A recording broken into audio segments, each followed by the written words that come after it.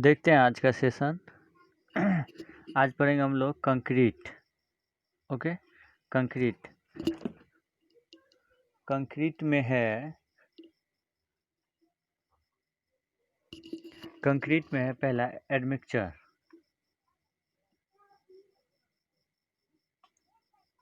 Admixture चार type का होता है: एसिलेटर, रिटार्डर, एयर इंट्रेनर, प्लास्टर और सुपर प्लास्टिसाइजर। पहला है एसिलेटर क्या करता है? रिड्यूस सेटिंग टाइम को। और कौन कौन सा एसिलेटर होता है? तो 7 है मेनली। पहला है कैल्शियम क्लोराइड, दूसरा है कैल्शियम नाइट्रेट, तीसरा है सोडियम नाइट्रेट, चौथा है सोडियम सिलिकेट और पांचवा है सोडियम हाइड्रोक्साइड, छठा है सोडियम सल्फेट और सातवां है एल्युमिनियम सल्फेट। ओके, अगला है रिटार्डर। रिटार्डर क्या करता है? सेटिंग टाइम को इंक्रीज कर देता है। पहला है जिप्सम, दूसरा sugar, cellulose, oil, tartaric acid, calcium lignosulphonate, ये इम्पोर्टेंट है। और लास्ट है साल्ट, नमक, NaCl।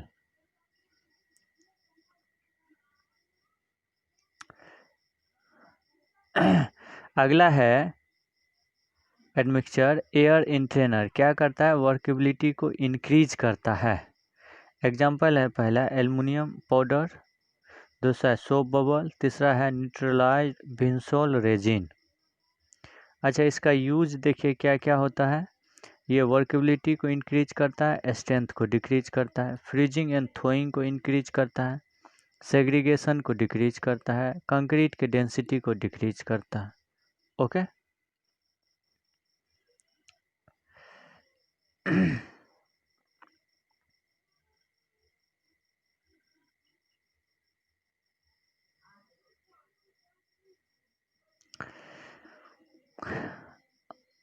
चौथा देखिए प्लास्टिसाइजर एंड सुपर प्लास्टिसाइजर। पहला है सल्फोनेटेड मेलामाइन फॉर्मल्डिहाइड। तो ये क्या करता है? वाटर को रिड्यूस करता है। प्लास्टिसाइजर कंसिस्टेंसी को इंक्रीज करता है, फ्रीजिंग और थोइंग को भी इंक्रीज करता है। ओके,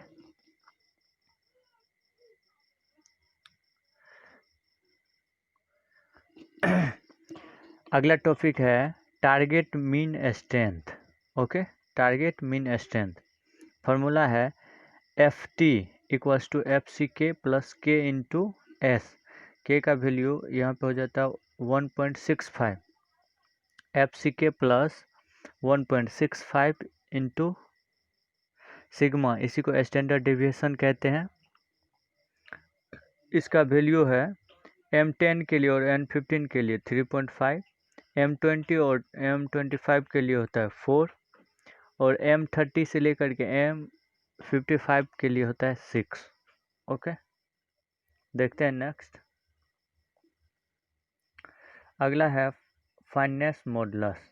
ओके, ये IS 2386 पार्ट 1 1963 में दिया गया है। फाइनेंस मॉडुलस पहला है 150 micrometer, 300 micrometer, 600 micrometer, 1.18 mm, 2.36 mm। अगला है 4.75 mm, 10 mm, 20 mm, 40 mm और 80 mm। ओके, अगला देखते हैं workability of concrete. Workability of concrete को कोर्स एग्रीगेट और फाइन एग्रीगेट ये इफ़ेक्ट करता है। तो राउंड एग्रीगेट वर्केबिलिटी को बढ़ाता है और कोर्स एग्रीगेट का शेप मैक्सिमम होना चाहिए और क्वांटिटी कम होना चाहिए, तो वर्केबिलिटी को बढ़ाता है। फाइन एग्रीगेट वर्केबिलिटी को इंक्रीज करता है। Segregation strength due to segregation decrease करता है। ये फार्मूला देखिए, ये इम्पोर्टेंट है।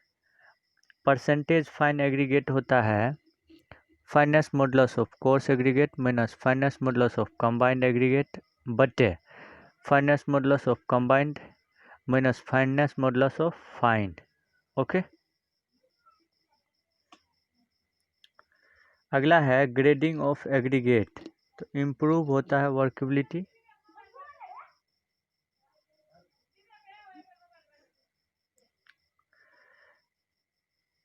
Curing, due to curing shrinkage minimum होता है। कंप्रेसिव स्ट्रेंथ इंक्रीज करता है। शेयर स्ट्रेंथ डिक्रीज करता है। Speed of chemical reaction increase करता है। इंग्रेडिएंट ऑफ पेन होता है पिगमेंट। ये ध्यान रखें, बार बार पूछा जाता है एसएससी जेई के एग्जाम में। ओके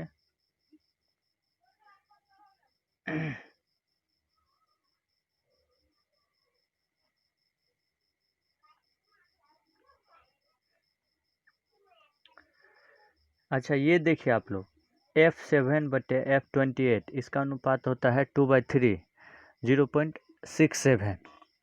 फ्लेक्चर स्ट्रेंथ होता है FCR 0.7 into root under FCK। Okay, for M25 होता है FCR/FCK का अनुपात होता है 0.14। ओके,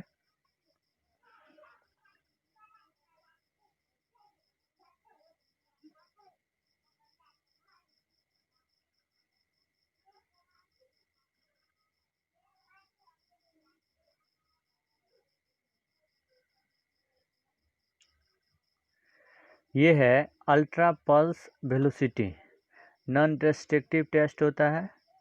ठीक, डायनामिक मॉडुलस ऑफ इलास्टिसिटी के लिए ये किया जाता है। Okay, dynamic modulus of elasticity ये होता है सोनोमीटर टेस्ट के द्वारा। Okay, gazed mortar cement, sand और लाइम का मिक्सचर होता है। ओके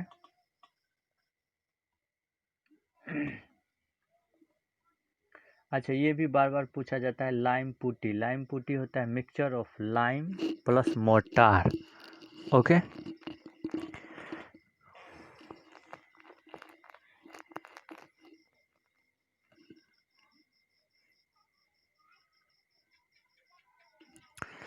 अच्छा ये इम्पोर्टेंट है,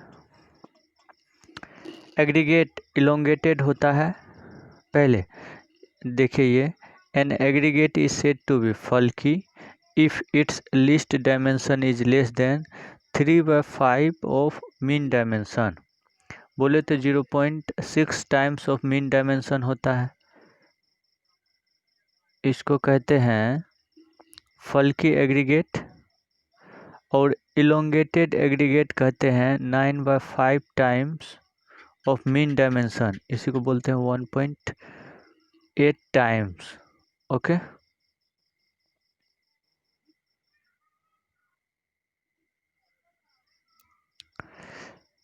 अमाउंट ऑफ वाटर होता है 0.85 टाइम्स ऑफ पी।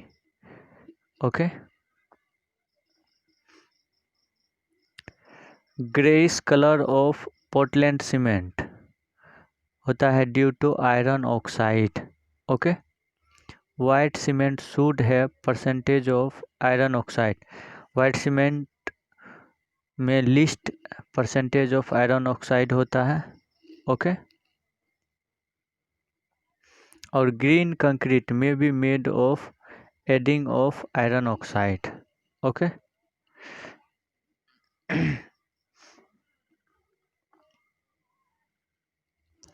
ये है टेबल है वर्केबिलिटी, कंसिस्टेंसी और स्लम वैल्यू का। ओके, स्लम वैल्यू जब 0 से 25 होता है तो कंसिस्टेंसी होता है मॉइस्ट अर्थ, और वर्केबिलिटी होता है वेरी लो। जब लो होता है तो इसका स्लम वैल्यू होता है 25 से 50 mm। मीडियम के लिए होता है 50 से 100, और हाई के लिए होता है 100 से 175। कंसिस्टेंसी होता है वेरी लो के लिए मॉइस्ट, लो के लिए ड्राई, मीडियम के लिए प्लास्टिक और हाई के लिए सेमी फ्लूइड। ओके, तो ये टेबल आप लोग ध्यान रखिए। अगला टेबल भी इम्पोर्टेंट है, ये एक्सपोजर कंडीशन है, मिनिमम सीमेंट कंटेंट है, ये वाटर सीमेंट रेशियो है, ये ग्रेड है। ओके, तो देखिए इसको याद कैसे रखते हैं। याद रखने का तरीका है mild, moderate, severe, very severe, extreme. इसका वैल्यू होता है सीमेंट कंटेंट का 300, 300, 320, 340, 360। ओके, फिर देखिए ये है grade M20, M25, M30, M35, M40। तो M40 के लिए 0.40 और M25 के लिए इसके लिए दोगुना हो जाता है 0.50, मतलब 25 के लिए 50, 0.50। ओके, तो ध्यान रहेगा आपको। अच्छा, 35 के लिए 45 और 30 के लिए भी 45। ओके, और 20 का आप लोग ध्यान रखिए कि 20 का हो जाता है 20 का हो जाता है 0.55। ओके,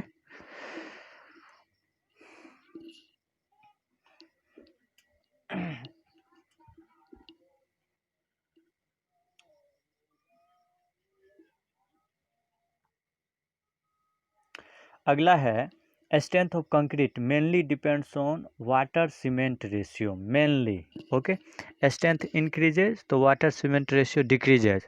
ऊपर के चार्ट में अभी हम लोग पढ़ चुके हैं। अगला है एग्रीगेट बट सीमेंट रेशियो यदि इंक्रीज करता है तो वर्केबिलिटी लो होता है। Okay, durability of concrete is directly proportional to cement aggregate ratio. Okay,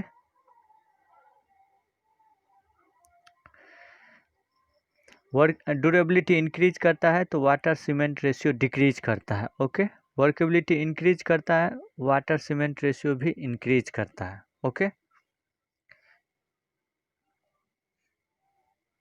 अच्छा ये टेबल भी इम्पोर्टेंट है, ध्यान रखिए। IS 10,262 guidance of concrete mixture इसके लिए यूज होता है। IS 383 कोर्स एग्रीगेट और फाइन एग्रीगेट के लिए यूज होता है। 1237 सीमेंट कंक्रीट के लिए होता है। 1893 अर्थक्वेक रेसिस्टेंस के लिए। और IS 456 ये प्लेन और RCC कोड के लिए होता है। ओके, और कोड देख लीजिए, ये है IS 3102 क्लासिफिकेशन ऑफ ब्रिक के लिए है। IS 1661 ये सीमेंट प्लास्टर के लिए है। IS 1343 ये होता है प्री स्ट्रेस कंक्रीट के लिए। ओके, तो ध्यान रखिए। अच्छा ये भी इम्पोर्टेंट है, मैच्योरिटी होता है summation of time into temperature. Okay,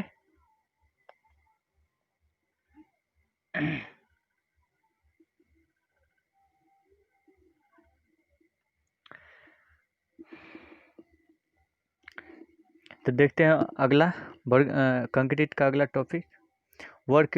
concrete को 3 टाइप से क्लासिफाइड किया गया है, according to workability, according to strength और नॉन डिस्ट्रक्टिव टेस्ट के द्वारा। वर्केबिलिटी में ये सब टॉपिक होता है slump test, compaction factor test, flow table test, VV consistometer test. Okay, और स्ट्रेंथ होता है कंक्रीट का कंप्रेसिव स्ट्रेंथ और tensile strength. Okay, non destructive test होता है स्मिथ रेवंड हैमर टेस्ट और अल्ट्रासोनिक पल्स वेलोसिटी। ओके,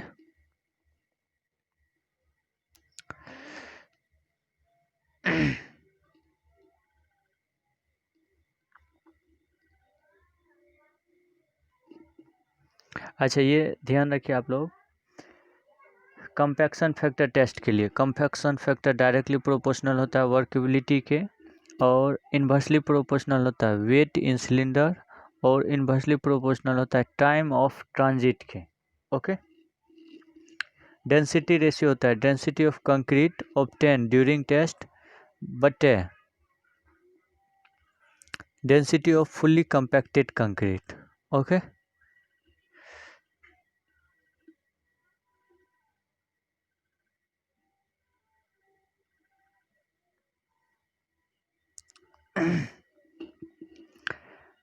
अच्छा आप लोग ये टेबल ध्यान रखिए, वर्केबिलिटी है, स्लम वैल्यू है, कंपैक्शन फैक्टर वैल्यू है, उसके बाद कंक्रीट है और ये रिमार्क्स हैं। वर्केबिलिटी होता है वेरी लो, लो, मीडियम, हाई और वेरी हाई। स्लम वैल्यू है वेरी लो के लिए 0.25 और 0.0 से 25 mm, 25 से 50, 50 से 100, 100 से 150। ओके। कंपैक्शन फैक्टर है 78 से 80 और 85 से 87, 92 से 93.5, 0.935 और 95 से 96। ओके। पहला है वेरी लो के लिए इसका यूज करते हैं रोड कंस्ट्रक्शन में, इसके लिए स्लम टेस्ट यूज करते हैं। और लो के लिए इसका यूज होता है लाइट कंस्ट्रक्शन में। ध्यान रखिए, लो के लिए लाइट कंस्ट्रक्शन, मीडियम के लिए नॉर्मल और हाई के लिए देखिए हैवी कंस्ट्रक्शन। दोनों याद रहेगा, लो के लिए लाइट कंस्ट्रक्शन, हाई के लिए हैवी कंस्ट्रक्शन, मीडियम के लिए नॉर्मल कंस्ट्रक्शन। तो ध्यान रहेगा आपको। ओके। और वेरी हाई के लिए ये सेमी कंस्ट्रक्शन। ओके। इसी में देखिए वेरी लो के लिए कंपैक्शन फैक्टर टेस्ट, इसी को वीवी कंसिस्टोमीटर टेस्ट भी कहते हैं। ओके। वीवी टाइम होता है 5 से 10 सेकेंड। ओके। लो के लिए स्लम टेस्ट, मीडियम के लिए स्लम टेस्ट, हाई के लिए भी स्लम टेस्ट और वेरी हाई वर्केबिलिटी के लिए flow table test. Okay.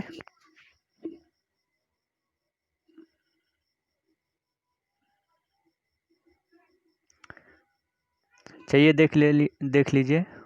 Flow table test होता है 20 mm 50 times in 50 second. Okay. Percentage of flow होता है speed of concrete minus 25/25 into 100।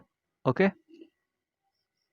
ये डायग्राम दिया गया है सेटिंग टाइम का, इधर है एलैप्स टाइम, इधर है पेंट्रेशन रेसिस्टेंस। ओके। ये लीनियरली इंक्रीज करता है। ओके।